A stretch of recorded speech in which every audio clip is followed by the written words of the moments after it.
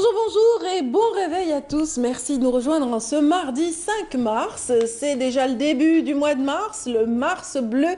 Et oui, à cette occasion, nous reviendrons sur les problèmes aussi inhérents à une pathologie qui s'appelle le cancer colorectal. Mesdames, il en sera question, entre autres, dans une séquence de cette émission dédiée à la promotion de l'apport de l'association LML pour ce qui est de la lutte anti-cancer. Et puis, ML, donc, avec ses représentants, qui viendront nous annoncer aussi un très bel événement, justement, qui arrive, qui est imminent. Il s'agit de lieux d'hébergement, justement, pour personnes en situation justement de cancer. Tout à l'heure aussi dans cette émission, nous aurons le plaisir de retrouver Nassiba Djaïdir comme chaque mardi dans l'espace dédié à l'art et à l'art pictural essentiellement. Il s'agit de l'espace Mosaïque, cette rubrique qui reçoit aujourd'hui Nesrine Kerdel, une jeune photographe, et puis également Abdelrahman Barti, donc le cherchellois, qui vient nous annoncer aussi une très belle exposition en perspective du côté de Tipaza. Aujourd'hui, dans Bonjour d'Algérie, nous aurons l'occasion aussi de parler de formation et d'orientation des jeunes. Nous l'avions déjà fait dans l'émission précédente, hier même. Et puis aujourd'hui, nous en parlerons autrement à travers une école qui a aussi une initiative citoyenne en faveur justement de la préparation des carrières des jeunes demandeurs d'emploi, mais aussi des futurs donc employés ou porteurs de projets. Il s'agit donc de cette école appelée Campus Algérie. Donc la représentante de cette école sera parmi nous ce matin pour nous parler un petit peu de la prochaine session de formation qu'elle a initiée à cet effet. C'est l'essentiel, mesdames, messieurs, de l'émission de ce matin. J'espère que vous apprécierez les thématiques sélectionnées. Et puis tout de suite, je vous propose un point météo avec Amel Aribi. Restez avec nous.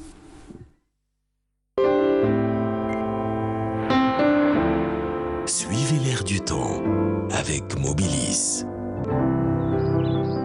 Bonjour Amel. Bonjour Adia. C'est toujours un plaisir de vous retrouver le matin. C'est partagé. Avec vos sourires, avec vos musiques qui nous accompagnent en coulisses. Chaque matin. Chaque matin. Vous auriez pu être DJ, dis donc. Non, pas DJ quand même. Pas DJ? Non, pas DJ, non. En tout cas, vous êtes une passionnée des années 80. Ça, exactement. Je vais un petit peu vendre la mèche un petit peu aux téléspectateurs qui vous apprécient. On a de nombreux messages qui nous parviennent de la part des fans de notre Miss Météo. Je les embrasse alors. Voilà. L'occasion vous est donnée de le faire. Merci. Que disent les cartes aujourd'hui, Amel?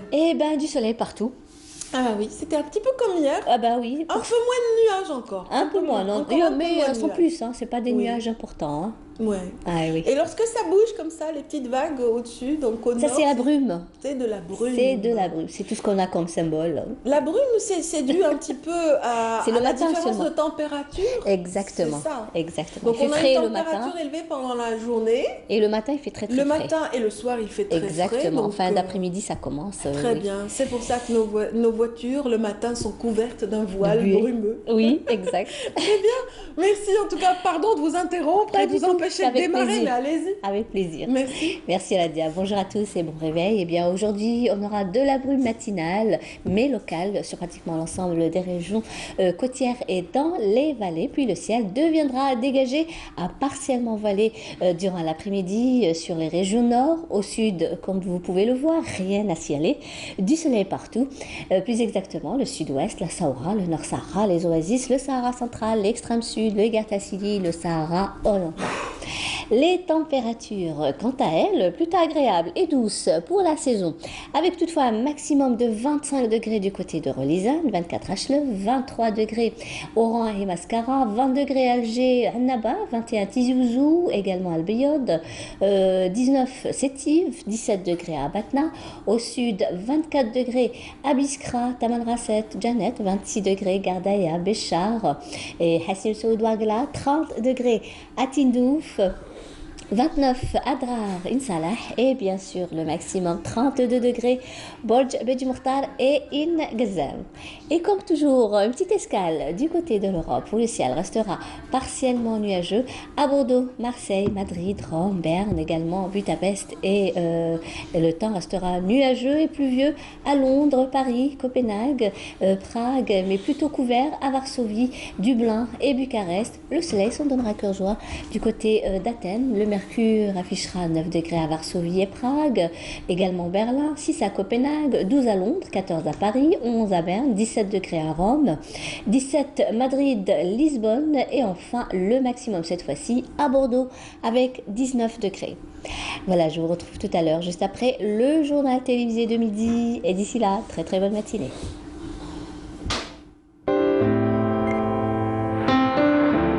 La météo vous a été présentée par Mobilis. Merci beaucoup, Amel. C'est moi qui vous remercie. Bonne matinée à vous également.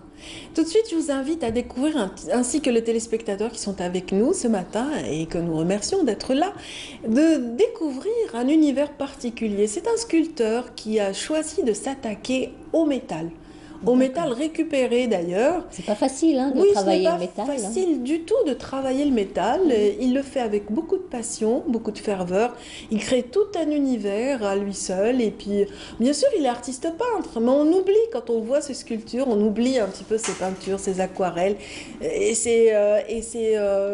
comment dire, ces petits formats où il y a justement un mix de textures et justement d'objets et de matières.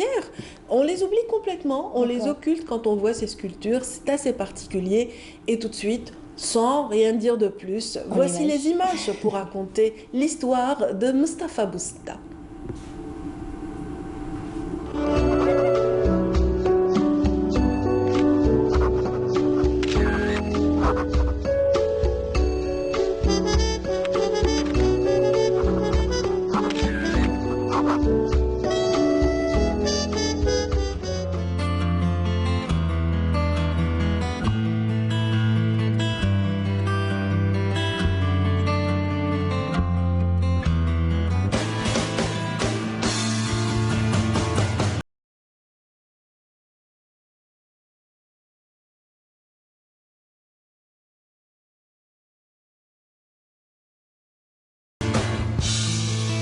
Ce jardin, peuplé de ferrailles et d'animaux insolites, est le lieu d'inspiration et point de départ de toutes les créations du sculpteur Mustapha Bousta. Ici, les muses de ce plasticien côtoient celles de nombreux artistes, convives inconditionnels de cet atelier musée à ciel ouvert où chaque bout de métal rouillé attend un nouveau souffle de vie. C'est un lieu fédérateur, rassembleur, mais aussi où on peut trouver énormément de choses intéressantes qui nous font remonter le temps à travers les âges. Et il y a surtout l'accueil très très cordial et amical que nous réserve à chaque fois Mustapha. Là, je me retrouve chez moi parce que je passe souvent, moi j'habite juste à côté. Et des fois, il y a des amis qui passent ici, comme Rachid Nessi. Bon, on se rencontre tous chez Mustapha, voilà.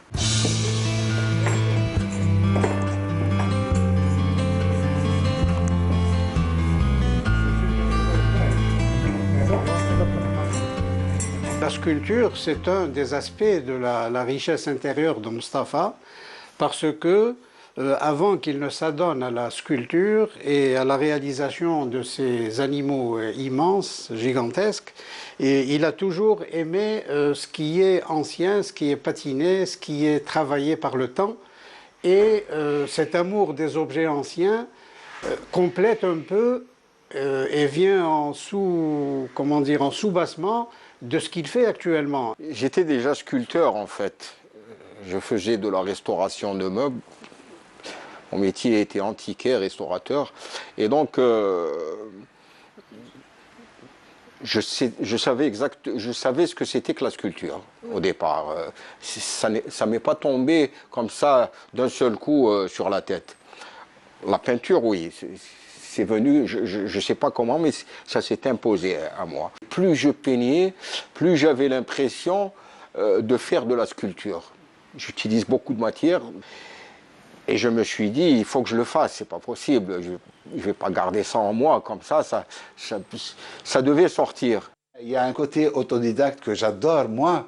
Et donc, lui, le plus intéressant chez lui, c'est ça, c'est ce côté autodidacte. Il y a une approche de la peinture, de la technique, parce qu'il vient du monde de la brocante, de la restauration, et donc il apporte des choses très, très intéressantes. C'est pas de la dilandrerie, c'est pas de la bijouterie, c'est pas de l'orfèvrerie, c'est de l'art brut. C'est de l'art brut. Et il y a 10 ans ou 15 ans, j'imaginais même pas qu'un jour je serais sculpteur. Je savais sculpter, mais ça ne veut rien dire, sculpter de cette manière. Faire une pièce, faire un petit coffret, ça ne veut absolument rien dire. Mais là, c'est quand même beaucoup plus sérieux. Ça demande énormément de réflexion, ça demande une certaine sensibilité, une approche sûre, tu vois. Là, tu ne t'attends pas. Bien sûr, on a eu des discussions extraordinaires avec Mustapha parce que moi, je voulais, dès le début, l'orienter vers lui-même, de rester fidèle à lui-même et de ne pas s'influencer par ce qui se faisait à l'époque par des amis et des collègues. Et voilà. Mais sincèrement, il a fait un raccourci dans le temps extraordinaire. Ça veut dire en très peu de temps, très peu de temps, en guillemets, 6 ans, 7 ans, vraiment, il a fait une poussée extraordinaire.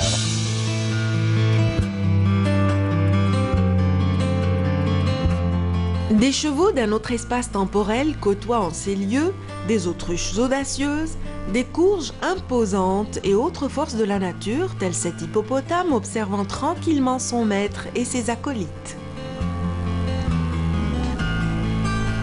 Ici, ces baobabs nains sans ombrage ou ces champignons géants comme sortis de l'antre de la terre accompagnent cette faune muette, ou peut-être pas si muette.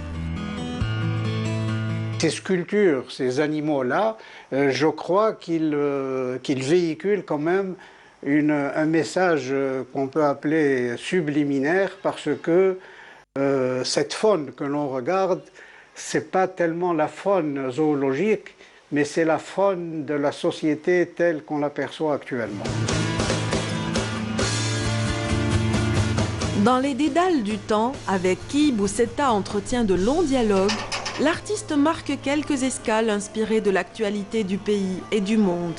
Exemple, ce bateau ivre, symbole de rades indésirables et de naufrages tragiques, ou encore cette favela Ziria, un cri qui souligne tout l'engagement de l'artiste en faveur de lendemains meilleurs pour sa ville et pour sa planète. La nature, elle t'envoie des messages que tu saisis pas. Hier, ils ont montré, je ne sais plus sur quelle chaîne, l'Indonésie, ils sont en train de raser tous les arbres d'Indonésie. C'est des millions d'arbres qui sont en train de... Et si ça ne t'interpelle pas, je ne sais pas, il vaut mieux aller habiter sur Mars. Donc c'est un petit peu ça le message. C'est des choses qui t'émeuvent, ça peut t'émouvoir, ça peut te rendre triste, ça peut te rendre violent. Tu vois ça, tu dis c'est pas possible. Qu'est-ce qu'on est en train de faire de cette planète?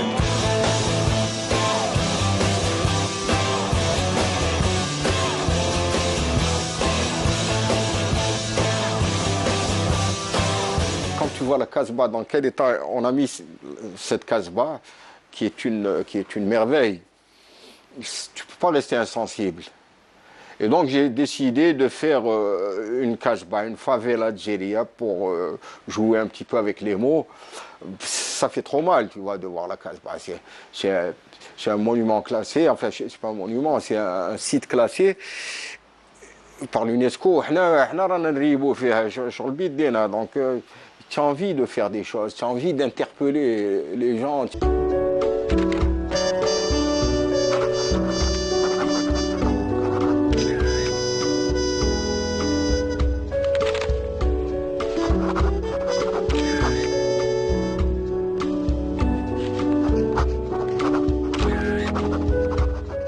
Mustapha, c'est un passionné. Il fait des choses impossibles qui n'ont aucune visibilité plus tard, ni aucune chance d'être, parce que nous sommes dans un pays où déjà acheter une œuvre, une toile, c'est un problème. Alors acheter des sculptures comme il fait Mustapha, c'est impensable déjà. Les musées ici n'achètent pas ce genre d'œuvre, ils n'achètent rien d'ailleurs. Donc le pauvre, c'est un vrai passionné qui fait ça par amour, tout simplement. Et voilà, il fonce comme un taureau, il fait ce qu'il a envie de faire, il le fait, et à un certain moment, il va se trouver avec des problèmes de stockage, parce qu'il faut mettre ça, il faut les cacher quelque part. Donc, il les a un peu partout, mais bon, il continue à le faire. C'est un passionné, c'est un fou, voilà. Quand un artiste, quand un collègue, quand un copain, il vient, il te fait ça. Et il a tout dit, tu n'as pas besoin de discours, il a tout dit. Les yeux, ça ment jamais. Je ne fais pas ça pour quelques intimes. J'aimerais que tout le monde voit ça. Ça, c'est vivant. Regarde comment que ça résonne. Ça a un son, tu vois. Ça te parle, ça te... Voilà, bien sûr. شكون اللي ما يحبش يشوف حوايج هكذا مشهورين. Je sais pas, الشمانة ولا في صحة شهادة ولا في قاع الصور تحط هاد الحوتة في قاع الصور هكذا الحواتين يشوفوا الدنيا كامل يجوا يسطروا ليها هكذا واش هاد الحية هذه. Bien sûr, شكون ما يحبش هاد الشيء. Quel est l'artiste qui rêve pas de ces choses-là?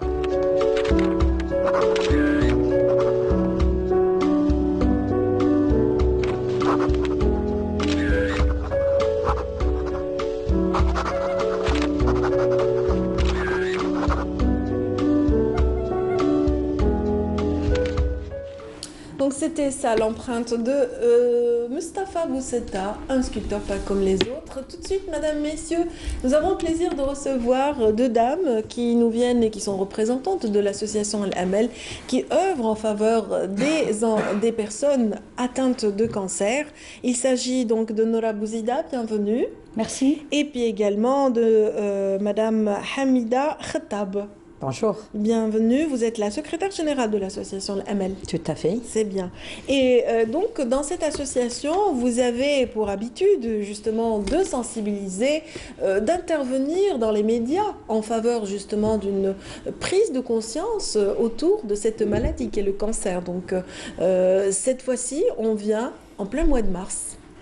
Oui. Et moi, le mois de mars est consacré quand même à un cancer en particulier. Tout à fait. Alors, le mois de mars, c'est le mois bleu, c'est le mois mondial de lutte contre le cancer colorectal. Oui. Alors, le cancer colorectal, c'est le premier cancer actuellement en Algérie. Il est le premier cancer chez l'homme, avec plus de 3500 nouveaux cas par an. Et il est le deuxième cancer chez la femme après le cancer du sein, avec 3003 nouveaux cas par an. Ça veut dire que c'est un total de plus de 6500 nouveaux cas par an. Yani c'est vraiment alarmant. C'est important. Mais oui, c'est quand même c'est très alarmant, mais quand même il reste un cancer qu'on peut éviter par excellence. C'est par exemple, contrairement au cancer du sein, on ne peut pas éviter la survenue d'un cancer du sein, on peut juste le détecter précocement, mais par contre le cancer colorectal, on peut l'éviter par excellence. Parce que tout simplement, ça commence avec un petit polype bénin, et puis nous avons quand même minimum, je dis bien minimum, entre 9 et 10 ans pour se transformer en cancer. Alors on a tout le temps justement pour faire le nécessaire, pour la prévention, le dépistage et tout, pour éviter justement ce cancer. Je ne suis pas médecin, mais il me semble que souvent on associe le cancer colorectal à une mauvaise hygiène, je dirais alimentaire.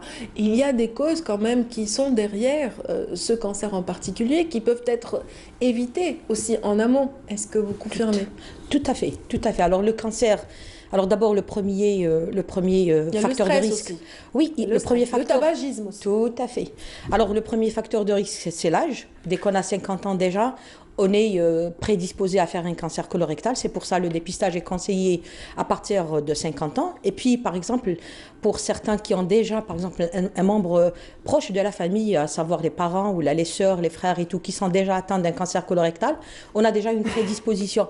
Pas le facteur génétique, non, mais une prédisposition parce qu'on est, si vous voulez, exposé au même dans facteur. Le même environnement. Exactement, voilà. Le facteur cancérigène, à savoir l'environnement, l'alimentation, l'habitude alimentaire et aussi, par exemple, l'hygiène de vie. Mais il y a aussi, par exemple, on est prédisposé à faire un cancer colorectal, par exemple, si on est atteint d'une maladie, par exemple, inflammatoire chronique du côlon, par exemple, la maladie du Crohn qui est très connue. Il y a aussi, par exemple, un ulcère très aigu. Il y a aussi les maladies colorectales héréditaires. Mais enfin, ça existe. Il y a deux formes de cancer colorectal héréditaire, mais qui sont pratiquement très rares. Il y a par exemple, il y a ce qu'on appelle le syndrome de Lynch, qui représente juste 5% des cancers colorectaux. Il y a aussi ce qu'on appelle les polyposes adénomateuses, mais qui sont très très rares. C'est vraiment un cancer colorectal héréditaire, mais qui représente juste 1% des cancers colorectaux. Et ça commence dès l'adolescence. En fait, ça se manifeste avec la présence de milliers de polypes au niveau du côlon. Mais sinon, les autres facteurs de risque, alors comme je l'ai dit tout à l'heure, c'est l'âge. Il y a aussi l'alimentation, surtout l'habitude alimentaire qui est très importante, et puis la sédentarité. Le tabagisme aussi. Le tabac, oui. Le tabac et la très, consommation très élevée de l'alcool. Voilà. Très bien. Nora Bouzida, l'année dernière, justement, l'association ainsi que nombre d'associations œuvrant aussi en faveur des malades atteints de cancer. Voilà, vous étiez nombreux à travailler de concert dans une grande opération de sensibilisation. Ça s'est passé à Riyad El Feth avec l'installation du grand côlon, etc. Et beaucoup de démonstrations, beaucoup d'échanges entre les médecins. Que pense justement cette corporation de médecins par rapport à cette évolution de cette maladie chez nous? C'est-à-dire qu'avant, ce n'était pas vraiment le classement habituel du colorectal.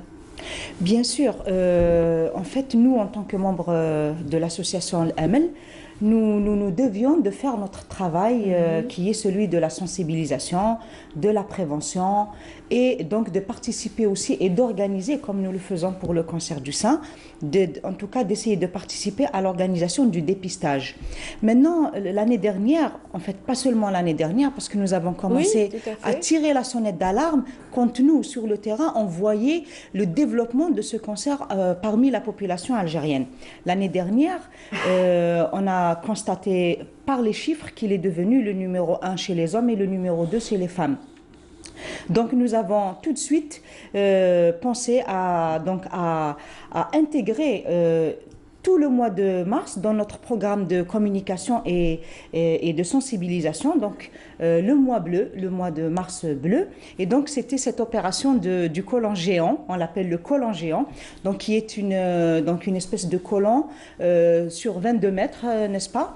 Et donc nous avons utilisé ce côlon à Riyad El Feth d'abord, puis dans d'autres wilayas, à Annaba, à Sétif, et cette année aussi, j'espère, dans d'autres wilayas, pour élargir, bien sûr, la sensibilisation à un maximum de la population algérienne de visu, parce que comme ça, on voit comment naît un cancer colorectal à partir du polype, comment que ça se développe. Et donc, les médecins, bien sûr, ils sont avec nous, avec leur expérience en tant que médecin. Et donc, le plus important, c'est vraiment de changer les habitudes. Au sein de l'institut. Mais bien sûr, ils étaient avec nous. On rentre et c'est une visite à l'intérieur du côlon. C'est une visite visite guidée, on va dire. Du côlon. Et tous les habitants du côlon. Exactement, c'est pour toucher du doigt, presque, parce qu'on touche du doigt un peu les polypes, comment ça se transforme et tout. Et en fait, c'est tout le travail qui doit être fait, parce que, comme vient de le dire Hamida, c'est un cancer qu'on peut éviter. Donc c'est quand même quelque chose d'important à savoir. Oui. Et il ne faut vraiment pas lésiner, ni sur les moyens, ni sur les efforts. Je pense que nous, en tant qu'association, en tout cas, on est vraiment décidé à aller jusqu'au bout. Et là, je pense qu'avec le comité... donc du dépistage et du dépistage organisé donc contre le cancer les cancers colorectaux, il y a du travail qui va être fait et nous espérons vraiment diminuer ces chiffres et éviter surtout qu'il y en ait de plus importants. Davantage. Alors justement, quels sont les conseils en matière de dépistage? Quels sont les examens qui doivent révéler ou aiguiller vers la présence de polypes ou de la maladie elle-même? Alors d'abord, il y a le dépistage systématique qui se fait à partir de 50 ans, même si on n'a rien du tout. À partir de 50 ans, il faut d'abord aller consulter chez son médecin traitant, voir un médecin, même un médecin généraliste. On n'est pas obligé de voir un gastro-entérologue, d'abord pour faire un examen clinique. Puis il y a une analyse qu'on doit faire, c'est un prélèvement sur les selles pour voir s'il n'y a pas de sang dans les selles. Et puis aussi faire une coloscopie. La coloscopie, elle se fait une fois chaque 5 ou 10 ans. Ce n'est pas tous les ans qu'on doit faire une coloscopie. coloscopie. ou rectoscopie? C'est une coloscopie. Une coloscopie pour longue. voir tout le côlon, voilà, pour voir tout le côlon, même le rectum et tout. C'est une coloscopie qu'on doit faire. Et là, on voit s'il n'y a pas de polype, même s'il y a de polypes. Si, par exemple, c'est un polype qui commence déjà à se transformer et tout, et qu'il faut faire, par exemple, une résection et tout. Mais sinon, il faut surtout s'inquiéter et voir son médecin si on voit des signes d'alarme. Au fait, il y a 4 signes d'alarme qui sont très importants. Il faut vraiment s'inquiéter. Il y a par exemple quand on voit une rectorragie, on a du sang dans les selles. Aussi, la perte de poids importante, par exemple, qui est inexpliquée. On n'est ni, par exemple, en régime, ni rien du tout, mais on perd du poids. Je dis perte de poids, c'est pas le fait de perdre 1 ou 2 kilos ou là. Mais un véritable amaigrissement. Exactement, un amaigrissement. Il est important et inexpliqué. Aussi, par exemple, les douleurs abdominales qui persistent. Par exemple, même si on prend des antalgiques et tout, elles sont toujours là. Et puis aussi, le trouble de transit. Il y a vraiment un trouble de transit. Des fois, c'est une diarrhée aiguë, des fois, c'est une constipation et tout. Ça, il faut vraiment s'inquiéter. Il faut vraiment s'inquiéter. Il faut voir son médecin. C'est pas la peine de se dire parce qu'à l'époque, les Algériens, sans pour autant s'alarmer, parce que des fois... C'est pas obligatoirement un cancer, mais il faut vraiment s'inquiéter. Parce que là, c'est pas normal quand on a, par exemple, des douleurs comme ça qui persistent, c'est pas normal. Quand on a, par exemple, aussi, une anémie sévère, sévère et chronique, ça aussi, c'est pas normal parce que ça veut dire, si on a une anémie qui persiste et tout, ça veut dire qu'on est en train de perdre du sang quelque part. Voilà. Et quand c'est le côlon, l'intestin ne fixe pas. Et quand c'est le côlon, surtout le côlon interne ou le côlon droit, il y a, par exemple, on perd du sang et tout, et c'est à l'intérieur, on ne peut pas le voir, mais il faut vraiment s'inquiéter. Il faut consulter son médecin. Comme vous l'avez dit, c'est pas obligatoirement un cancer du côlon ou du rectum et tout, mais il faut quand même s'inquiéter. Il faut voir. C'est le médecin qui doit donner sa dernière parole, qui doit dire si c'est méchant ou là si c'est rien du tout là. Mais l'essentiel, il faut voir son médecin traitant. Voir son médecin. Une fois que la maladie est déclarée, il y a aussi un accompagnement psychologique, une orientation qualitative apportée par l'association à ses patients, à leurs parents, à leur entourage. Et c'est le rôle que joue cette association. Parlez-nous un petit peu de l'accompagnement psychologique, Nola Bouzida. En fait, je pense que pour l'accompagnement psychologique, il y a déjà les spécialistes. Donc, il y a les psychologues qui sont aux côtés des médecins, des oncologues. Et c'est tout un réseau de psychologues qui vous entourent. Bien sûr, parce que les soins, le traitement donné à un patient atteint de cancer, c'est un tout. On appelle ça, c'est un traitement multidisciplinaire. Donc, il y a le psychologue, effectivement, qui est là. Cependant, nous, en tant qu'association, nous avons en fait un réseau qui est un réseau, on va dire, humanitaire. Oui. Donc, quand on voit les gens, ils viennent, déjà le fait de discuter avec eux, de les orienter, de les accompagner, c'est ce que nous faisons depuis le tout début, depuis en tout cas qu'on avait la maison de Dar al-Amal. On y reçoit les femmes et les enfants. Et bien sûr, autour de ces 2 piliers, on va dire, quand c'est un enfant qui est atteint ou c'est la maman ou c'est la femme, en fait, il y a toute une famille autour qui est tranquille parce qu'elle sait que cette personne, que ce patient est pris en charge par l'association.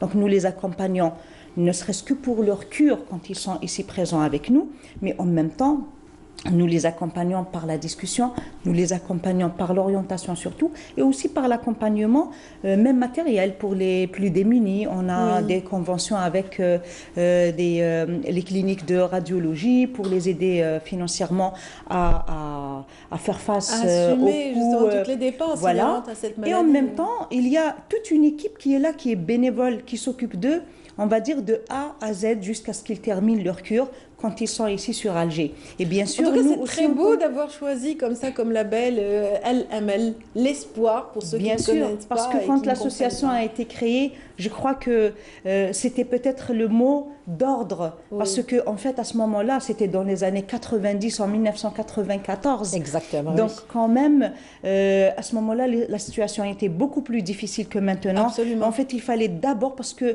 le côté psychologique, il est pour 50% du traitement. Cela donne de la force au patient pour combattre sa maladie quand on se sait accompagné, quand on se s'est soutenu. Et à l'époque, il y avait quand même une grande peur de perdre la vie. Oui. Et donc aussi, même la vision qu'on avait du patient, surtout de la femme atteinte de cancer, il y avait quand même une vision comme ça, il y avait une peur de cette maladie. Donc souvent, parfois, à l'époque, je parle, hein, pas aujourd'hui parce que, alhamdoulilah, les choses ont changé, ces patients-là étaient presque délaissés. On ne comprenait pas leur souffrance, on ne comprenait même pas peut-être leur peur, leur propre peur de la mort. Donc, ce qui est normal, c'est qu'aujourd'hui, les choses ont évolué avec tout le travail qu'on a abattu depuis une vingtaine d'années sans arrêt. Et je dois dire qu'il y a des personnes qui se sont engagées. Complètement dévouées, oui. Complètement dévouées. Donc, Madame Ketab qui est là avec Monsieur Ketab et beaucoup d'autres membres qui étaient les fondateurs. Et donc, que nous avons rejoint. Le personnel du CPMC est un personnel à saluer. Donc, vous ne pouvez pas imaginer, le degré, voilà, d'engagement et de dévouement qui existe chez ces personnes et qui en plus du dévouement, ont organisé les choses. Absolument. Madame Ketab qui est là en face de moi, oui. Moi je dois dire que une des raisons qui m'ont fait engager dans avec elle... oui, parce que vous êtes éditrice à la base. Moi je suis éditrice. Vous avez un tout autre métier, mais vous êtes complètement investie dans le travail associatif. Mais bien sûr, mais nous avons plein de devoirs que nous devons accomplir vis-à-vis de notre société, Et donc je disais que quand on voit des personnes aussi engagées et organisées et qui réfléchissent à une stratégie pour combattre ce cancer en tant qu'association, bien sûr, franchement, moi je l'appelle notre réacteur. Parce qu'elle, quand elle nous soulève, elle nous donne de l'espoir, même à nous parfois, quand on est face à beaucoup de difficultés, face parfois à une famille qui vient de perdre un membre. Oui. On a besoin d'espoir et on a besoin de s'encourager mutuellement. Et de continuer. Aussi, mais bien sûr, parce que le cancer avance, mais nous aussi, nous sommes derrière. Nous sommes derrière le cancer pour... On va s'adresser au réacteur qui est marié à une locomotive. Donc, comment ça se passe du côté des commandes alors? Ça va, on tient le cap. Oui, tout à fait. Bon, c'est pas évident, mais quand même, on tient le coup, on est toujours derrière et tout, et on essaye d'avancer et de faire changer les choses et de faciliter un peu l'accès aux patients atteints de cancer, au traitement. Qu'est-ce qui est le plus difficile dans la chaîne, justement, de cette chaîne humaine qui œuvre en faveur du cancer? Quels sont les manques à gagner? Qu'est-ce qui vraiment vous peine parfois? Est-ce que par rapport aux médicaments, la disponibilité des médicaments, la disponibilité des appareillages, qu'est-ce qui fait défaut chez nous? En fait, je vais dire, c'est un tout, mais surtout, c'est les familles démunies qui viennent de l'intérieur et tout, qui n'ont pas les moyens de se faire traiter, qui n'ont pas... Donc, pas suffisamment de centres anti-cancer à travers le pays. Actuellement, donc, Alger est le réceptacle un petit peu de tous ces besoins. Pour certaines pathologies, pour certains examens, pour certaines techniques, oui. Mais sinon, plus ou moins, maintenant, quand même, on a des centres, des centres anti-cancéreux. Oui, on a quand même, par exemple, dans le sud, ça existe maintenant, au niveau de Ouerglad, de l'Oued, de Béchar et tout. Même d'Adrar, il y a un nouveau centre anti-cancéreux qui est fonctionnel. Mais quand même, il y a certains, surtout pour les enfants atteints de cancer, pour les centres d'oncopédiatrie et tout, ça n'existe pas beaucoup. Il y a juste 2 centres qui existent et ils sont là sur Alger. Alors vraiment, les gens sont obligés, en fait, les parents sont obligés de faire des kilomètres, de se déplacer sur Alger et tout pour traiter leurs enfants. Et des fois, généralement, ils sont démunis et vous savez, c'est vraiment pas évident.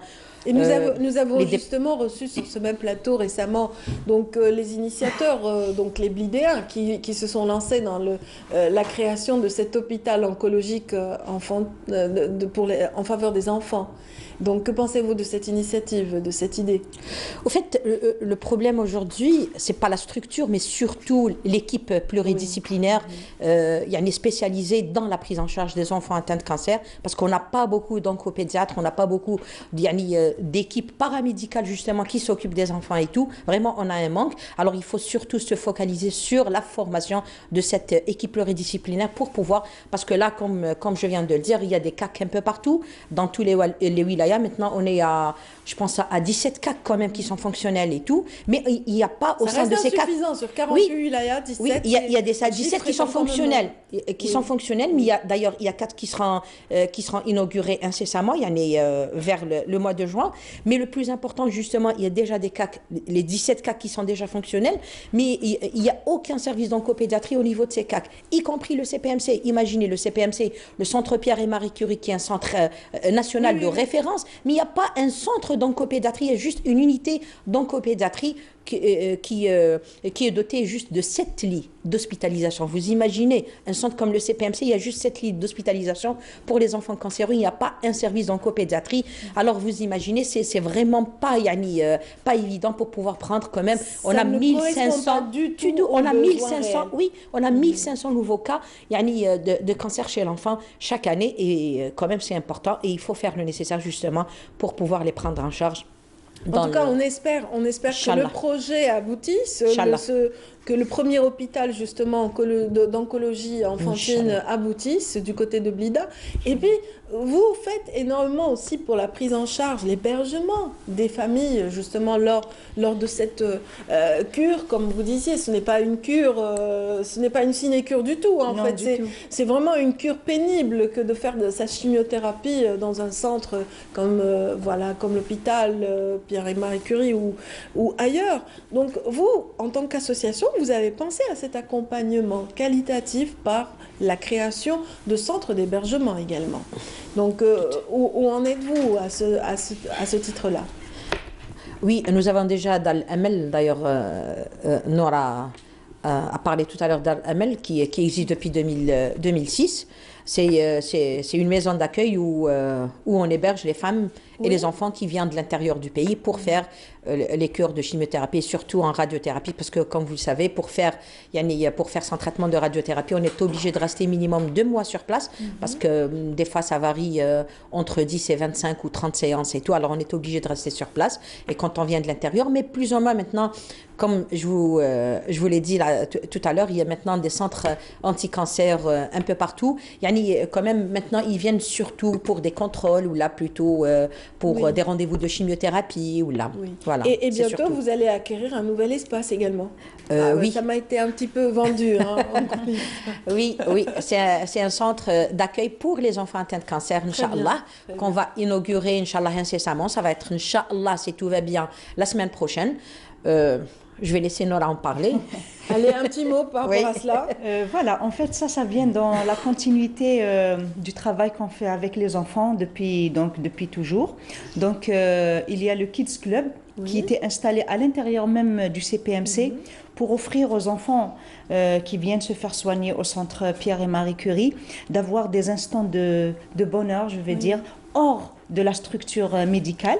Donc nous avons un espace dédié donc à l'éducation culturelle, donc on organise, on a notre mascotte Sofiane qui s'occupe d'eux, et donc toujours sous la houlette de Hamida, on leur organise donc à l'intérieur même de l'espace donc des moments de discussion, culturelle, d'apprentissage. Ils font en fait tout ce qu'ils veulent. Évasion. Voilà, ils se sont même improvisés des pièces théâtrales. Il y en a beaucoup qui ont des dons, donc on les pousse à avoir cette activité artistique. Donc il y en a qui chantent, il y en a qui font... On a même une chorale, une chorale, Amel et tout. Et puis en même temps, on leur organise des sorties, on leur organise même des voyages à l'étranger pour leur permettre d'oublier un peu leur douleur. Parce qu'un enfant, vous imaginez le corps d'un petit enfant qui reçoit cette batterie de thérapeutique pour les soins, c'est nécessaire. Et d'ailleurs, parmi ces enfants, alhamdoulilah, il y en a beaucoup qui sont aujourd'hui des étudiants. D'ailleurs, 2 d'entre elles, Yamanda et Tasnim, sont venues sur ce plateau même pour parler un peu de leur réussite, parce qu'on les honore chaque année, on organise à leur honneur une cérémonie pour les encourager quand ils ont réussi à leur bac et à leur BEM et à leurs examens de 6e. Et donc elles sont venues ici, et ce qui nous a vraiment fait plaisir, c'est que ces jeunes filles sont elles-mêmes aujourd'hui engagées aux côtés des autres enfants. Donc elles sont devenues bénévoles de l'association Al-Amal. D'excellentes témoins. Voilà, donc c'est pour vous dire que la chaîne de solidarité, elle continue naturellement. Et c'est ça aussi, le fait d'être tout le temps sur le terrain, c'est qu'on crée des vocations. Des vocations naissent quand on voit des gens qui s'engagent, c'est ce qui m'est arrivé moi-même, quand j'ai vu des gens aussi engagés, aussi déterminés à combattre le cancer, je me suis dit vraiment, je n'ai pas le droit de rester en arrière et donc d'aider aussi. Et donc ça s'est fait au niveau des enfants. Et ce nouvel espace, donc Inch'Allah, on va l'inaugurer la semaine prochaine, c'est un autre espace plus grand où les enfants vont être accueillis, où on leur organisera plein de choses, où il y aura des psychologues, où il y aura, bon, je ne sais pas qu'est-ce qu'on peut vendre de la mèche ou qu'est-ce qu'on ne peut pas vendre au jour d'aujourd'hui. On attendra que ça Mais naisse. voilà, et donc vous aurez les images, vous aurez les images, elles parleront peut-être encore mieux. Et donc on sera encore plus engagé avec les enfants. On a cet espace vraiment, on l'exploitera, mais alors à fond, au mieux, pour vraiment aider les enfants. En tout cas, merci beaucoup Nora Bouzida, merci également à Madame Hamida Khattab, donc secrétaire générale de l'association Al-Amal, et puis vous êtes membre de cette même association. Et merci à tous les membres, à travers vous, on salue tout l'ensemble des bénévoles qui travaillent justement de concert en faveur justement de l'éradication ou plutôt de l'accompagnement aussi des personnes atteintes de cancer. On ne peut pas éradiquer totalement cette maladie, ce fléau, hélas, mais vous y travaillez. Voilà, vous travaillez à encourager quand même le personnel médical et aussi les malades et leurs parents. Merci infiniment, mesdames, messieurs. On vous retrouvera, Inch'Allah, lors de la prochaine campagne de sensibilisation. En tout cas, bon vent aussi à ceux qui essayent de créer le premier centre d'oncologie pédiatrique en Algérie également. Donc, c'est l'association Al-Badr en l'occurrence. Et bien sûr, tous ceux qui œuvrent en faveur en faveur des personnes atteintes de cette maladie. Mesdames, messieurs, tout de suite, nous allons passer à notre volet. Nous allons parler d'art avec Nassiba Jaïdir dans un moment et ses invités. Mais avant, on va découvrir le portrait de Farid Atroun, donc également artisan et artiste, découvert par Farid El Hamdi. Et voici un petit peu le portrait qu'elle nous en dresse.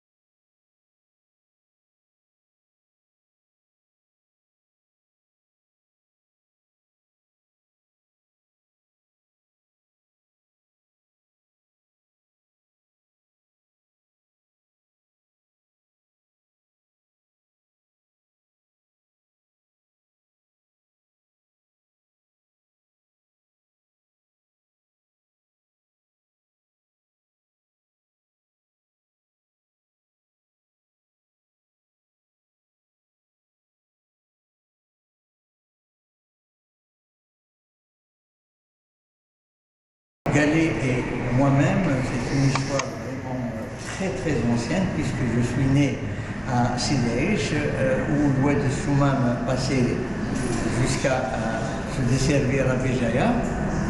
Et comme pour aller à l'école, je traversais sur ces galets-là. Au retour, c'était la même chose. Et un peu plus tard, lorsque j'avais peut-être 7 ou 8 ans, je fais ma première excursion. Et là, j'ai atterri à Sokhzni. Là, c'était la mer, la Grande Bleue, beaucoup de galets, beaucoup de choses. Mais alors, ça m'émerveillait puisque ce n'était pas du tout les mêmes couleurs, ce n'était pas du tout les mêmes formes, ce n'était pas du tout la même eau. Mais j'étais là, émerveillé. Et puis un peu plus tard, lorsque j'ai grandi aussi, je me suis retrouvé pour mes études supérieures à Boumerdès. Et Boumerdès, j'avais ma classe et le côté où j'étais assis donnait directement avec la mer, le sable, encore des galets, encore la mer. Et même lorsque j'ai commencé à travailler, je me suis retrouvé aussi avec un autre contact, c'était Tipaza.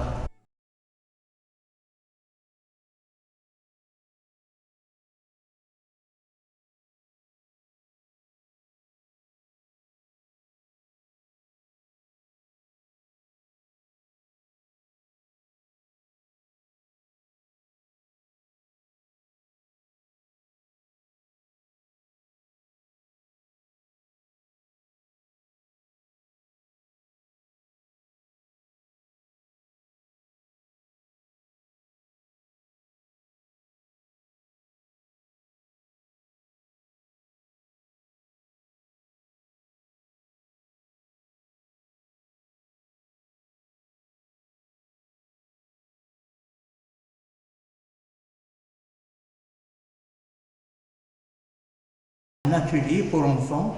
Et dans cet atelier pour enfants, c'est justement pour pouvoir mettre en relation les enfants en deux paliers, de 5 ans à 10 ans et de 11 ans et plus. 5 ans à 10 ans, c'est pour leur permettre de libérer un petit peu tous ces enfants du virtuel, parce qu'on ne pourra pas leur demander d'arrêter, mais au moins une pause, et de les ramener à toucher la matière. Et même, donc, tous ces kits que je prépare sont faits à travers justement ce qu'ils connaissent, le numérique. Donc, lorsqu'il va voir des photos qu'il connaît et la matière, et là, il va y avoir des combinaisons donc, entre la matière elle-même et les planches que je vais lui remettre, mais cette fois-ci, c'est qu'il le fera lui-même.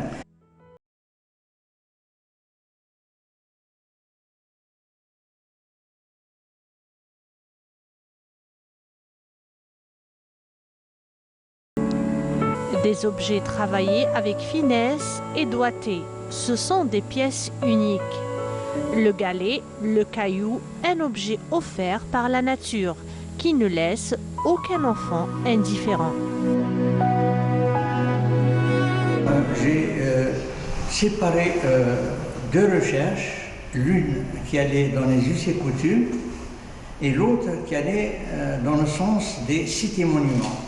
Dans les us et coutumes, c'était pour moi de faire une passerelle entre un passé récent et nous-mêmes, et même mes enfants, comme on leur expliquait comment j'ai grandi, comment nos grands-parents ont grandi. J'ai fait vraiment pas mal de recherches pour retrouver toutes ces anciennes photos qui me donnent des scènes de vie très chaudes, authentiques, vraies, simples, et grâce au numérique, à la photo, au Photoshop, je leur donne une autre façon, une autre expression en ajoutant des éléments tels que le galet, tels que le bois, tels que certaines petites choses comme ça, des brindilles et tout. Les formes d'art proposées sont douces. Les objets décoratifs trouvent les conformations de galets aux apparences épurées. Le travail de l'artiste est une réussite absolue.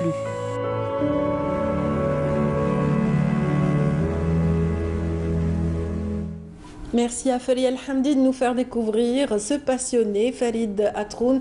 Et les passionnés ne sont pas en reste sur ce plateau de Nassiba Jaïdir qui vient de nous rejoindre. Démarrage difficile ce matin, Nassiba.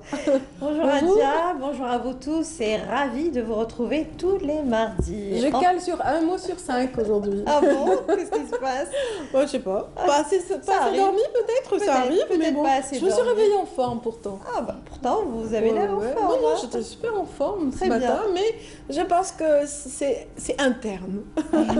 C'est interne. Allez, Nassiba, contente de vous retrouver ce matin. Je vous remercie. On entame le débat, la rubrique aussi, dans la bonne humeur, comme avec toujours. Nos invités. Voilà, avec nos invités ce matin. Alors, nous allons parler de la 7e édition de l'exposition photographique internationale qui s'est tenue au Palais de la Culture Moufdi Zakaria. Cette exposition a pris fin jeudi dernier, mais on y était au moment de la clôture. On a rencontré des photographes amateurs, on a réalisé un reportage. On aura des images dans un petit moment, on verra le reportage. Alors, c'est l'association culturelle Focus de Béjaïa qui organise, comme chaque année, une exposition photographique. Elle est internationale. Elle regroupe des photographes, pour la plupart, ils sont amateurs. Et elle est internationale. Donc, il y a des photographes amateurs de toutes les régions d'Algérie, des photographes aussi qui ont participé, des photographes d'autres pays, des photographes qui ont du talent et qui sont venus partager leur passion avec d'autres photographes, échanger des expériences, partager leurs émotions, et puis on verra dans un petit moment le reportage. Et nous avons aussi une deuxième actualité, c'est celle d'un artiste plasticien qu'on a l'habitude d'inviter, qui est fidèle à notre émission, et il s'agit de Abdelrahman Berti. Bonjour Merci d'être des nôtres ce matin. Merci d'avoir fait le chemin pour nous, pour nos amis téléspectateurs de Cherchel à Alger, pour venir annoncer votre exposition qui va démarrer cet après-midi. Oui, effectivement. Voilà. Merci, moi aussi, je suis très heureux d'être parmi vous, la sympathique équipe de Mosaïque et de Bonjour d'Algérie. Merci, et je dis bonjour à tout le monde. Merci. Et de la crue de photographes donc rencontrés, nous avons également et vous êtes accompagné, j'y arrive, de Nesrine Kerdel. Photographe amateur qui a participé à cette 7e édition de la photographie. Ça a été bonjour, merci d'être des nôtres, merci d'avoir accepté notre invitation, Nesrine Kerdel. Ça a été une belle expérience pour vous? Oui, c'était juste magnifique. C'est pas pour la première fois que j'expose au Palais de la Culture, mais c'est toujours un énorme plaisir d'y être là-bas. Mais c'est votre première participation à cette exposition, qui est à cette 7e édition avec l'association Focus. Exactement. C'est pour la première fois que j'expose avec eux et c'était un énorme plaisir pour moi aussi. Donc c'est une nouvelle expérience que j'ai adorée. D'accord.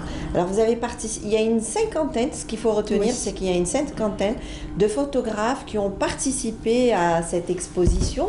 Exactement. Vous avez été sélectionné sur un certain nombre, 300 sur 300? Parmi 300 participants, donc ils ont choisi 25 Algériens et 25 étrangers, et j'étais parmi les 25 Algériens. Donc c'était... Vous avez fait partie de la sélection aussi du dernier festival de la création féminine, il me semble. Exactement, oui. Donc ça va, c'est une année porte-bonheur, 2018-2019. La photographie, c'est une passion pour vous? Oui, c'est une passion que j'ai découverte il y a 2 ans. Voilà, donc c'est tout récent. Hein? Oui. C'est tout récent. Avant, j'étais poète. Je le suis toujours, mais d'une autre manière. Oui. Et je transmets mes sensations et aussi mes humeurs par la photo. Vos émotions par la photo. Alors, voilà, il faut savoir que Nesrine Kerdel est licenciée en France, master en français. Voilà, en langue française, et elle a un master 2 en langue française. En langue française, exactement. Et vous travaillez, vous êtes active, vous avez trouvé un petit boulot pour le moment, vous travaillez, vous êtes active? Je travaille en ce moment dans une société VTC, de transport VTC. Et la photo, donc c'est une passion, et ça vous laisse le temps de vous consacrer un petit peu à votre passion. Voilà. Exactement, je profite des week-ends, de sortir, vu que je suis j'aime trop aller à la Casbah aussi, donc je profite du moment que j'y vais là-bas, je prends des photos et c'est bon. Très bien. Alors, on va découvrir tous ensemble cette exposition photographique internationale qui est à sa 7e édition et qui a été organisée par l'association Focus, qu'on a eu d'ailleurs l'occasion de recevoir il y a une semaine ici dans Bonjour d'Algérie. Ils ont été reçus, Mahrez en a parlé, en week-end, et l'association était venue, les représentants de l'association étaient venus annoncer cet événement. Et nous, donc on les a suivis, on est parti vous ramener quelques images et réaliser un reportage au Palais de la Culture Moufdi Zakaria. Regardez.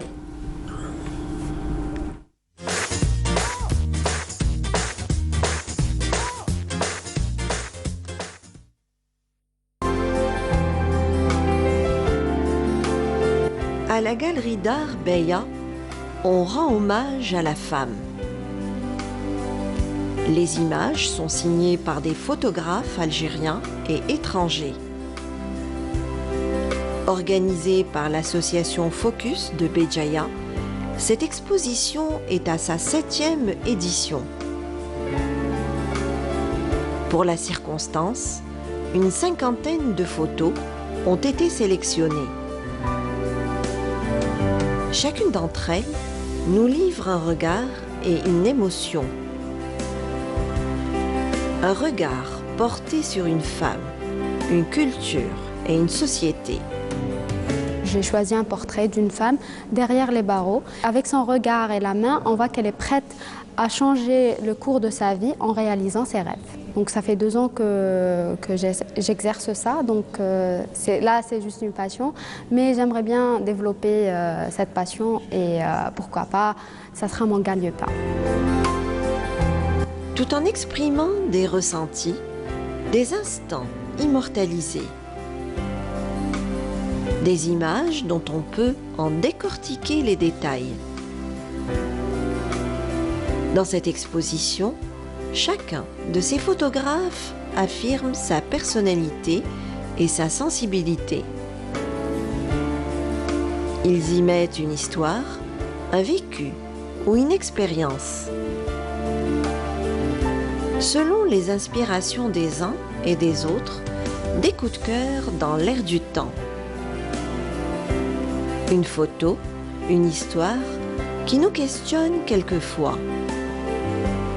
Ces jeunes photographes expriment leur créativité à leur manière.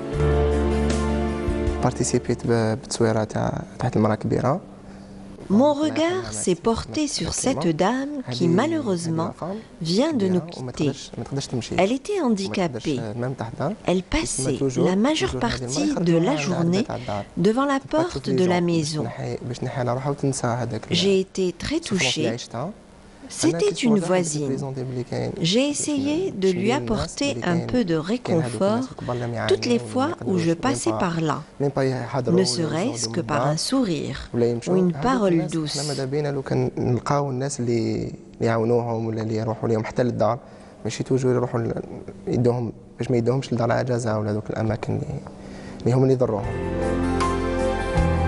Dans ces portraits, des femmes issues de différents pays et milieux. Des femmes déterminées à exister dans leur société. Ces clichés nous font voyager et mettent des femmes à l'honneur. Celles-ci demeurent témoins de leur temps. Dans ce tour du monde au féminin, avec une immersion au sein de différentes cultures, ces exposants nous donnent à apprécier leurs talents. Cette exposition valorise la pratique de la photographie et le métier de photographe. قمت بصورة هي من ملتقطة من منطقة رقان.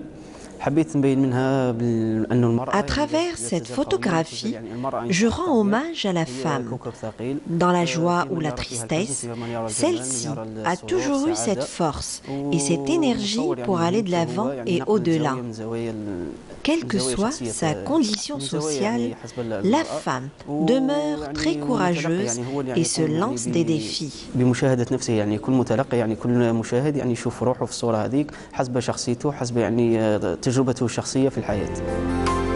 Au fil des éditions, cette association culturelle découvre de nouveaux talents.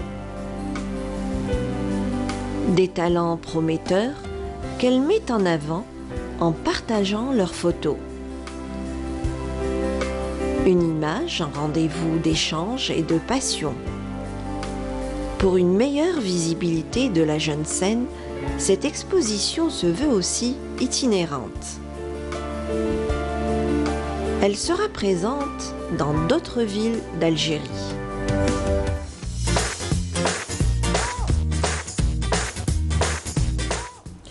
Je pense que ce n'était pas du tout prémédité, Nassiba, de voir autant de femmes dans cette exposition, parce que c'est quelque part un prélude au 8 mars. Oui, le 8 mars se profile. C'est un hommage à la femme, on dirait. Absolument, le 8 mars, c'est dans quelques jours. Oui, c'est dans quelques jours, on est déjà le 5.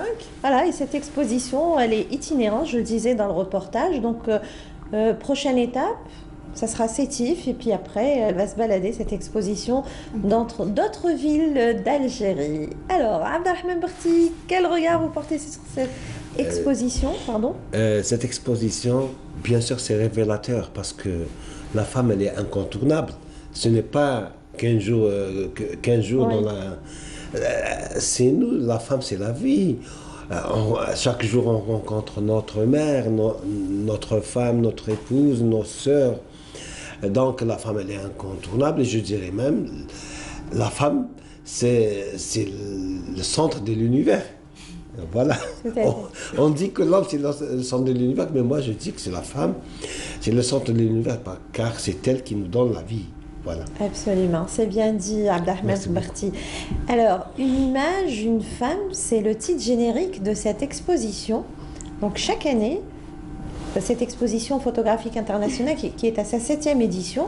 Donc, une image, une femme, c'est le titre générique. Donc, je suppose que chaque année, il y a toujours... Ah, donc c'était prémédité. Voilà, je ne connaissais pas l'intitulé de votre exposition, mais j'avais senti quand même l'empreinte de la femme. Une image, une femme, donc revient chaque année. C'est la 7e édition à laquelle vous participez.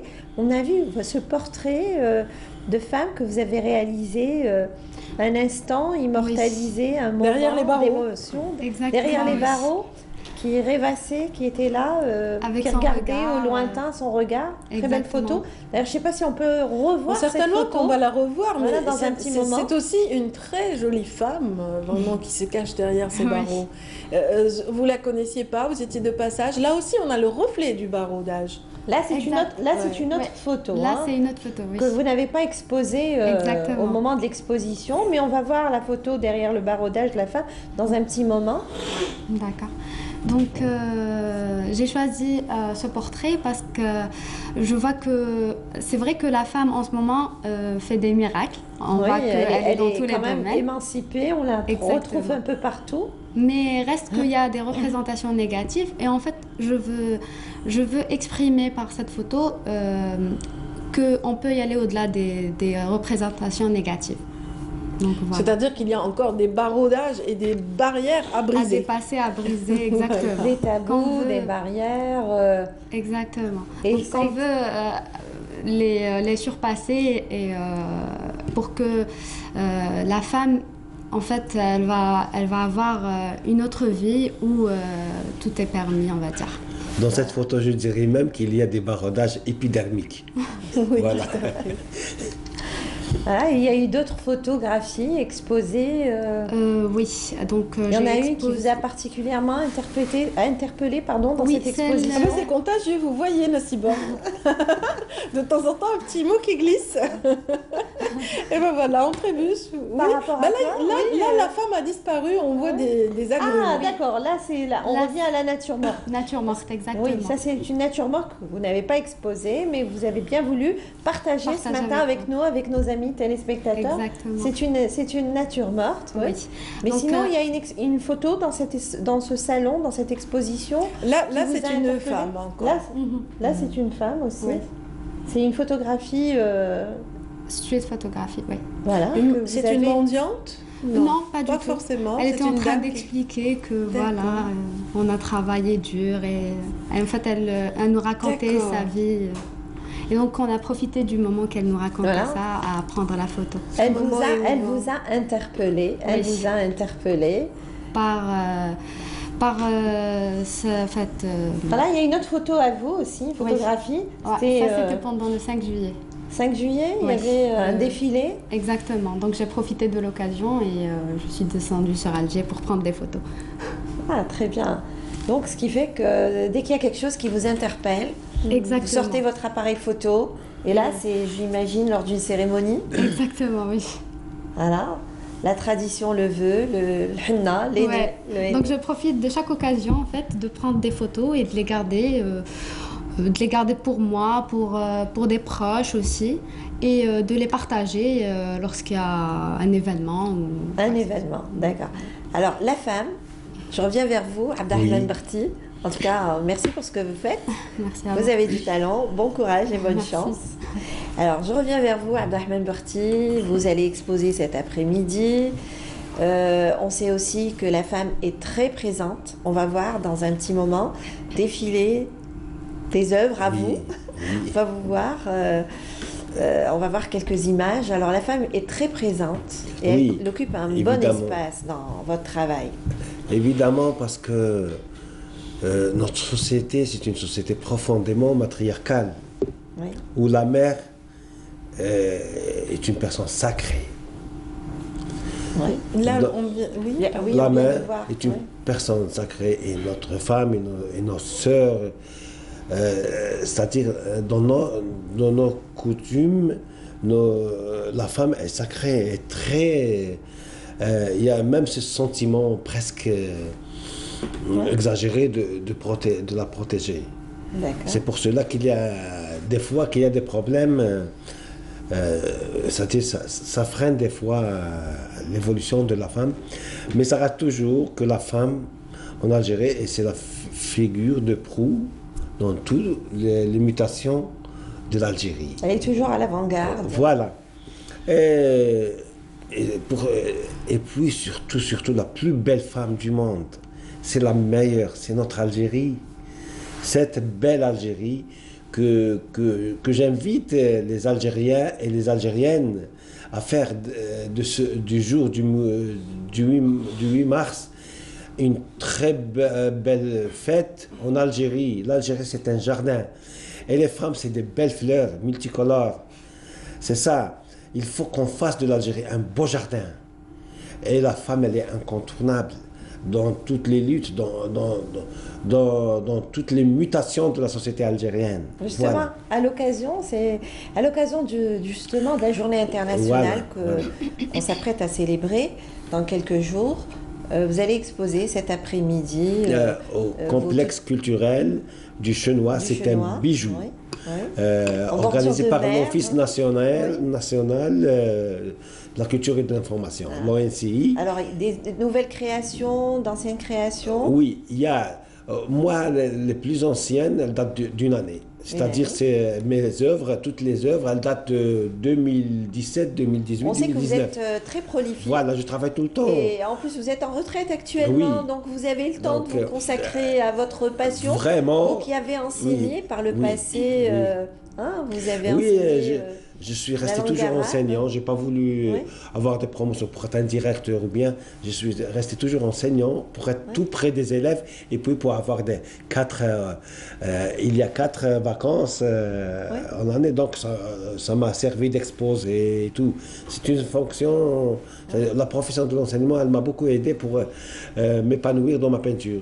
Tout à fait. Donc, je sais pas si on est en train de voir, on va voir dans un petit moment d'autres œuvres à vous, Abdelrahmane Berti, même vous voir une petite vidéo aussi en train de peindre en pleine placette à Chéréa. Évidemment, oui. Donc, pour moi, la femme, c'est une dimension. Voilà, on vous voit justement là en train de... Pardon, excusez-moi de vous interrompre, Abdelrahmane Berti, mais là, on ne pouvait pas rater ces images.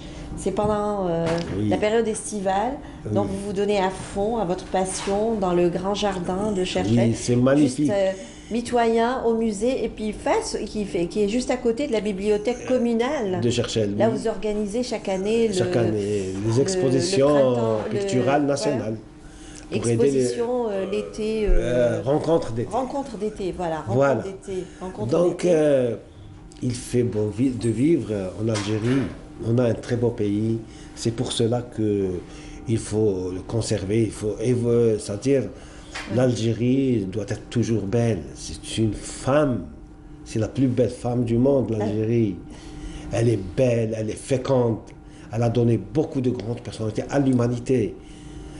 C'est dans ce sens que vont mes toiles cette soirée, cet après-midi, le vernissage.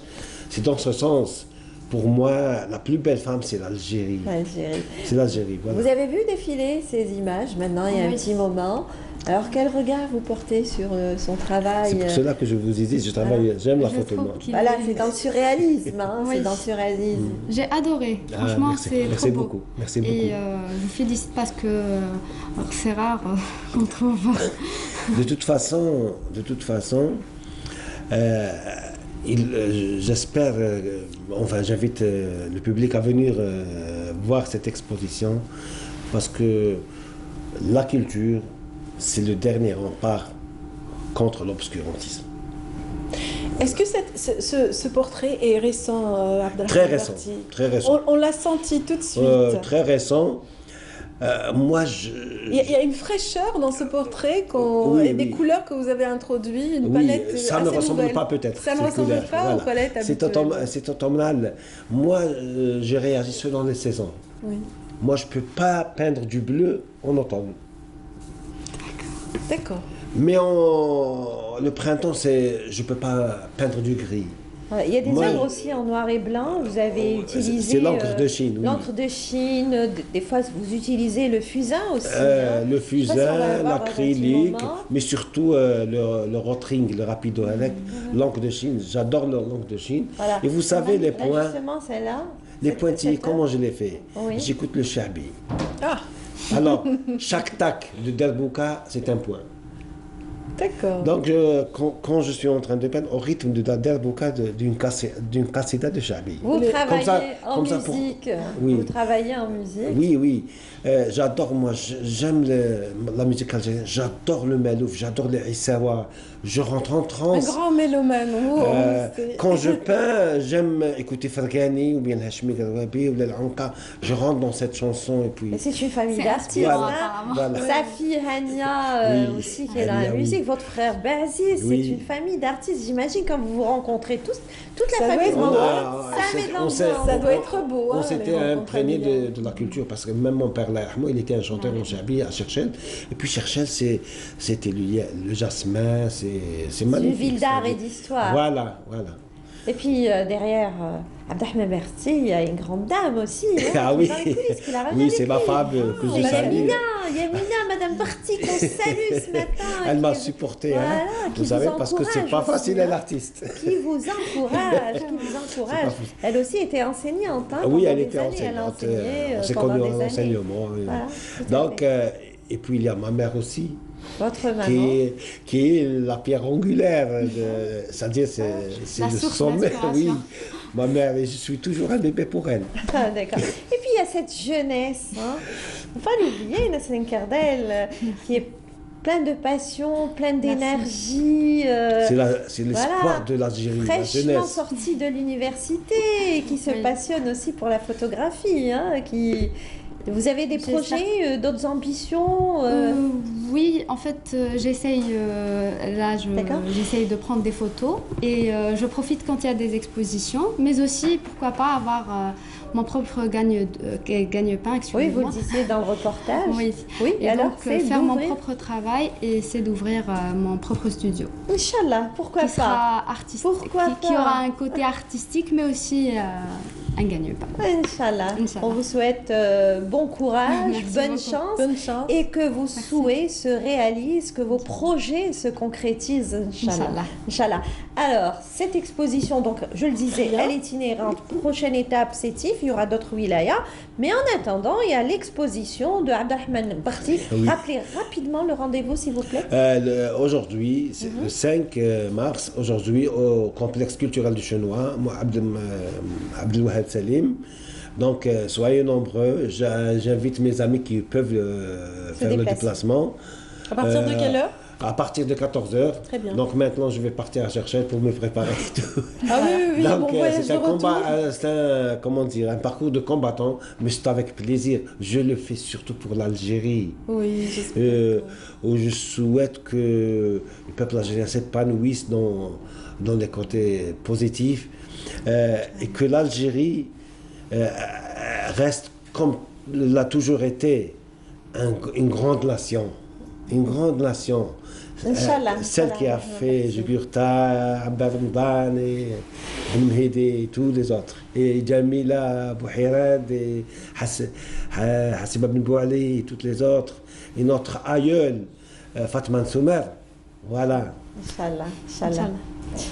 Alors, on vous souhaite bonne chance pour votre exposition. Merci beaucoup. Et un bon vernissage. Inch'Allah. Et à très bientôt, Inch'Allah. Merci beaucoup. Merci beaucoup. Merci Je vous en prie. Merci Nassiba, merci également aux invités qui vous ont accompagnés ce matin, donc en l'occurrence Abdelrahman Berti et puis également donc Nasrin Kardel. Mesdames, Messieurs, restez avec nous. Pour cette dernière ligne droite de Bonjour d'Algérie, nous allons parler d'orientation de la jeune génération et des demandeurs d'emploi avec une représentante qui dirige un centre de formation de campus aux initiatives citoyennes. C'est tout de suite, mesdames, messieurs.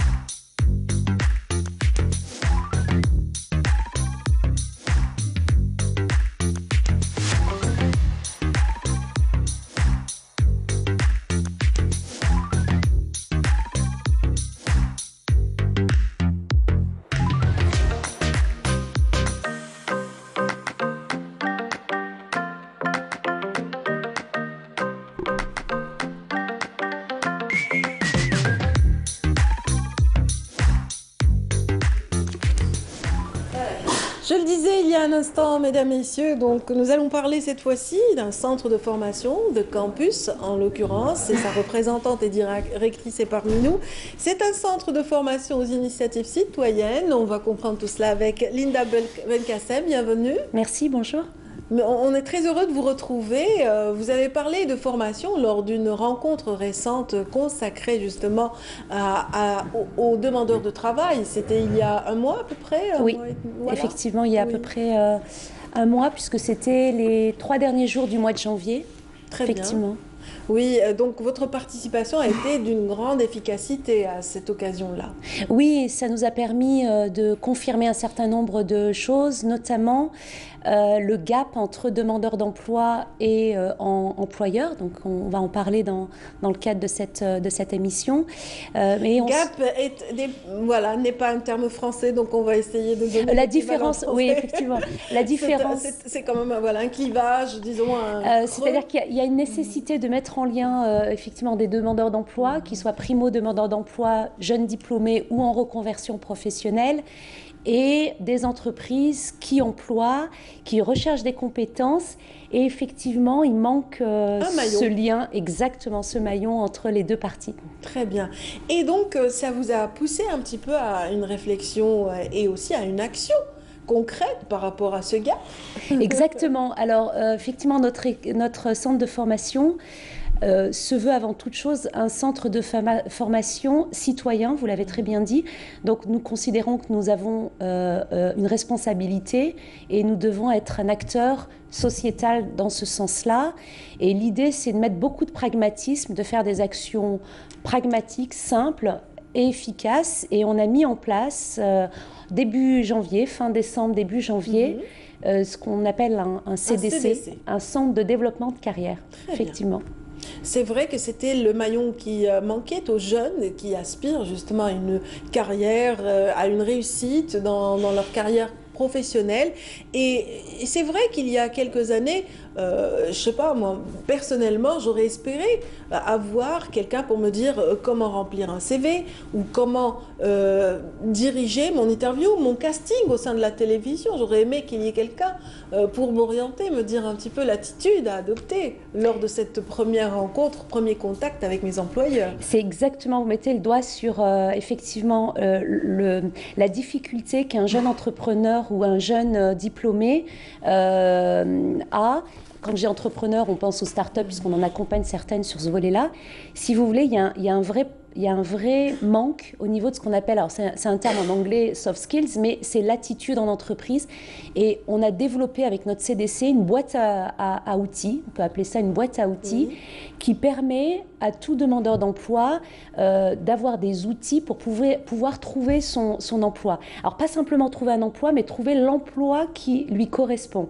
Donc dans notre CDC, vous allez retrouver effectivement des formations, comment rédiger un CD, mais également comment gagner en confiance en soi pour gérer correctement et de manière efficace un entretien professionnel. Oui, parce que parfois il suffit qu'on soit timide pour que tout foire. Exactement. Donc, comment régler le problème de la timidité par exemple, ou c'est exactement ça. Comment démarrer la conversation, tout simplement, ce n'est pas évident des fois. C'est exactement ça. D'ailleurs, actuellement, au moment où je vous parle, on a un groupe qui est en formation et qui est animé par Shainez Henny Mansour, donc qui fait partie de mon équipe que je salue parce qu'elle fait un gros travail pour justement entre guillemets, faire tomber certaines barrières auprès de ces jeunes demandeurs d'emploi qui laissent souvent le stress prendre le dessus et on retrouve des compétences mais qui ne savent pas forcément se vendre ou qui vont avoir un souci pour exprimer leurs attentes. Donc l'idée c'est, dans le cadre de cette formation qui dure 4 jours, je viens avec des envies, avec un diplôme et je vais apprendre de manière collective, on met l'intelligence collective et émotionnelle au cœur aussi de ces formations, comment je vais pouvoir justement me libérer de certaines barrières, faire tomber un certain nombre d'idées aussi préconçues. Je suis à l'aise, je gagne en confiance, je prends la parole, je ne serai pas jugée par tous ceux qui sont autour de moi puisque nous sommes sur le même bateau, nous sommes là pour apprendre sur soi-même, apprendre des autres, et ça donne des résultats magnifiques puisque en janvier, nous avons en moyenne entre 50 et 60 jeunes formés par mois, et vous ne les reconnaissez pas, ils arrivent plutôt fermés, avec une attitude, ne serait-ce aussi sur la gestuelle non verbale, sur la communication non verbale, très fermés, très inquiets. Oui, et au bout de 4 jours, ils sont plutôt libérés d'un certain nombre aussi d'idées préconçues sur eux-mêmes aussi. Souvent, ils se sous-estiment et ils repartent avec une vraie méthode. Un peu plus de confiance, j'imagine, désinhibés de leur, de leur frayeur, de leur petite peur. Et c'est excellent. Donc, ce sont des formations qui sont dispensées à titre gracieux. Alors oui, donc... on a choisi, comme je vous le disais, d'être un acteur citoyen. Donc, à un moment donné, on n'est pas simplement un centre de formation qui commercialise ces formations. On fait un gros travail avec les corporates où on part du besoin des entreprises pour connaître leurs besoins en formation et leurs besoins en compétences.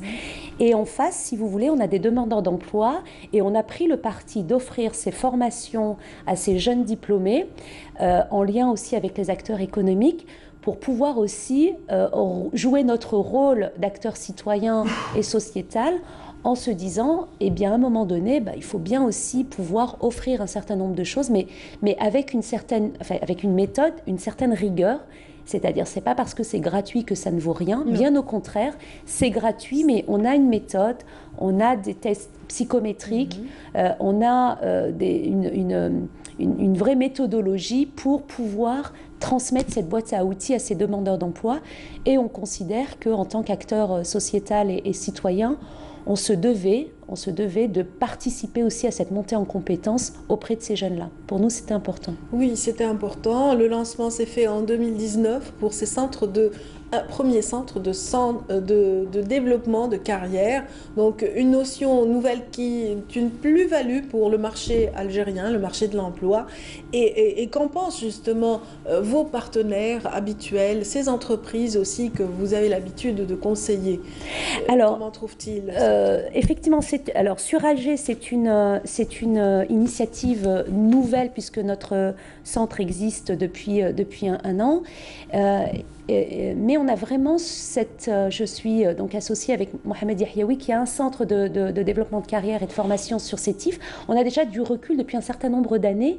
Tous les opérateurs sont ravis. Pourquoi ?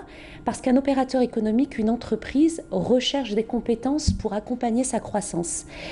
Et souvent, ils ont des difficultés ils n'ont pas de difficultés pour trouver des diplômés, mais ils ont une difficulté pour trouver des demandeurs d'emploi qui ont les codes de l'entreprise, d'accord ? Donc l'attitude, ils ont l'assiduité, le comportement, la capacité à travailler en équipe.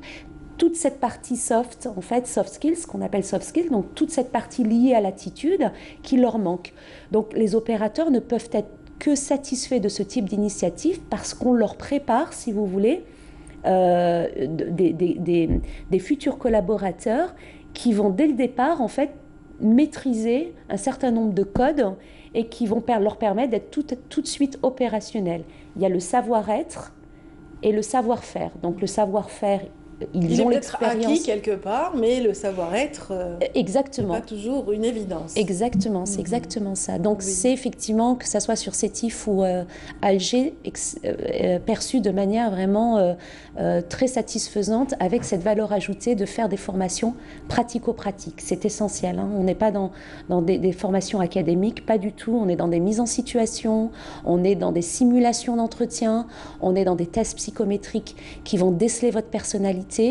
Est-ce que votre personnalité fait de vous justement une personne orientée plutôt commerciale, plutôt administration, plutôt sur du digital, puisqu'on a aussi, on en avait parlé la fois dernière, aujourd'hui l'entreprise doit prendre un virage numérique et digital. Absolument. Qui fait qu'on ne travaille plus de la même manière aujourd'hui qu'il y a quelques années, et on a des nouveaux métiers qui apparaissent. Donc comment aussi accompagner ces opérateurs sur ces nouveaux métiers ? Les orienter vers eux. Tout à fait.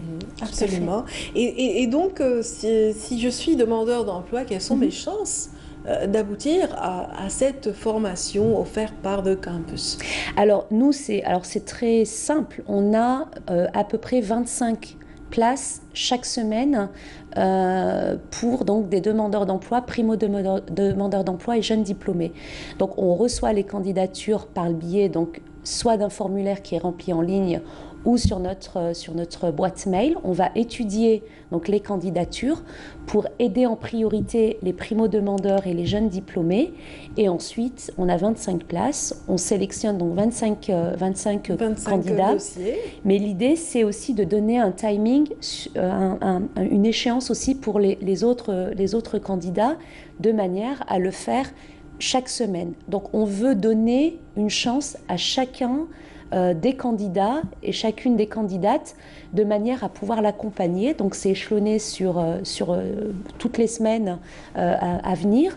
Donc on a démarré la première semaine de janvier. On en est donc à peu près à 60 formations offertes par mois. Et on tient, si vous voulez, ces objectifs pour arriver à horizon avril-mai à une centaine de candidats, sachant qu'on privilégie la qualité à la quantité. Donc on est là vraiment pour transmettre avec beaucoup de méthodologie donc cette boîte à outils. Et l'idée, c'est je postule, je suis sélectionnée et j'ai 4 jours de formation dont je bénéficie donc sur notre établissement. Et ce qui est aussi intéressant... Le contact se fait par le biais d'une adresse électronique, j'imagine. Oui, on a donc... Peut-être la rappeler. Alors, les personnes peuvent postuler sur CDC, donc Centre de développement de carrière, cdc@thecampus.dz. Donc THE, campus, campus.dz.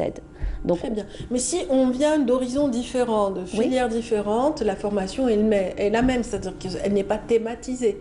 Non, parce que justement, on ne fait pas focus sur le technique. On n'est pas sur des formations métiers. On propose des formations métiers en parallèle, mais là, on est vraiment focalisé sur les éléments qui permettent de faire un CV, qui permettent d'assurer un entretien, du développement personnel. Je suis là aussi pour gagner en confiance, pour apprendre à parler en public, à aussi travailler avec un groupe. Ce qui va faire aussi que je vais être à l'aise, c'est qu'on est sur un travail en mode projet, si vous voulez. On donne des exercices en mode projet et je suis là pour m'affirmer dans mon groupe, pour également avoir une écoute active. Donc, je donne mes idées, je sais aussi écouter les idées des autres. Donc, tout est axé non pas sur le technique et le métier, mais sur l'attitude. Sur l'attitude et la préparation à la réussite d'insertion dans le monde professionnel, le monde du travail.